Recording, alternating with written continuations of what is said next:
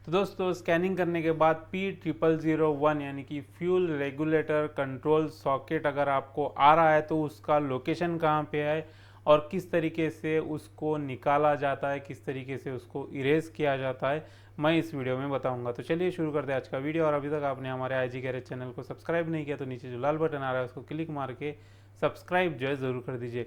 तो दोस्तों आपको लोकेशन उसका बॉश पंप के नीचे यानी कि आपका जो बॉश पंप आता है, डीजल का पंप आता है, उसके नीचे आपको रेगुलेटर सेंसर मिल जाएगा, फ्यूल रेगुलेटर सेंसर जो है मिल जाएगा। तो आपको यहाँ पे देख सकते हो कि यहाँ पे पूरा जो है फ्यूल रेगुलेटर सेंसर जो है मिल चुका है। तो आपको उसको चेक करना पड़ेगा, डीजल आ रहा है या नहीं चेक करना पड़ेगा, उसकी वायरिंग चेक करनी पड़ेगी, उसके अलावा वो सेंसर काम कर रहा है नहीं वो चेक करना पड़ेगा।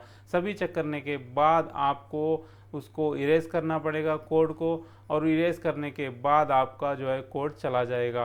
तो आप जो है पूरा चेक कर लीजिए, पूरा डायग्नोस कर लीजिए, उसके बाद ही जो है उसको इरेज करिए, उसके अलावा उसको इरेज मत करिए।